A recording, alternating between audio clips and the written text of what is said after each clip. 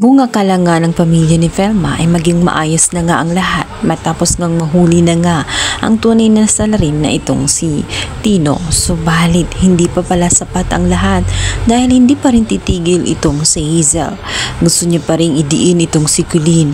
Naroon na nga na gumawa ng paraan itong si Hazel.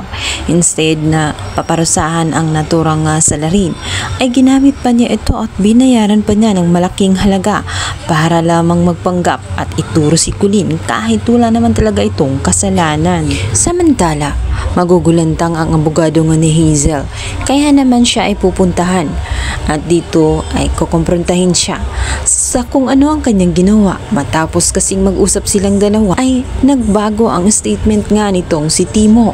May dinagdag siyang statement tungkol sa tulakan. At bakit ngayon pa niya ito sasabihin pagkatapos ngang makapag-usap na silang dalawa lamang? Subalit si Hazel, instead na aminin ang katotohanan na binayaran niya ang naturang salarin para lamang magsalita, ay inadvisean pa niya ang kanyang abogado na ito na ang kanilang inaantay at ang maigi pa umano niyang gagawin ay maghanda na nang sa ganon ay masampahan na nila ng kaso ang kaawa-awang si Colleen. Samantala, si Velma ay hindi mapakali. Nag-aalala siya ng gusto sa kalagayan ng kanyang anak, lalo na at kamakailan lang dumanas na nga ito ng mental depression.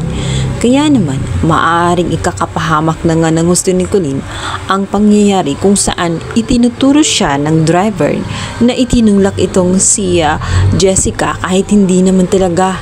Kaya naman gagawa siya ng paraan kung papaano malaman ang katotohanan. Agad niyang kinausap ang driver. Subalit instead na kausap ang naturang driver, agad itong lumiko sa kanyang daanan at sinabing ayaw niyang makausap si Velma. Ngunit ang totoo ay nagigilty siya tuwing makikita niya ito sa kanyang mga mata dahil alam niya sa kanyang sarili na walang kasalanan ang anak nga ni Velma.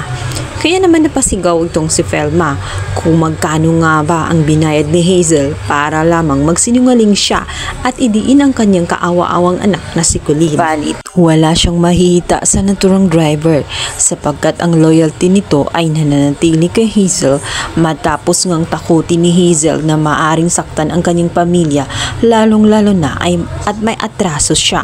Kaya napilitan lamang at nabayaran na rin siya nitong si Hazel ng pera na nagkakahalagang 100,000. Kaya wala siyang magawa upang makabawi sa nagawa niyang kasalanan kay Hazel. Batid na ni Velma na hindi talaga ito aamin at hindi na rin siya nagtataka sapagkat nakausap na siya nitong si Hazel.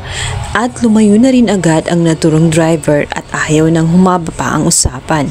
Samantala, mas lalala pa nga ang tensyon sapagkat madadatnan nga ni Velma ang kanyang anak na si Colleen ay nagkukulong na nga ito sa kwarto at makikita nga ng kanilang katulong na ito'y wala ng malay matapos ng laklakin ang maraming gamot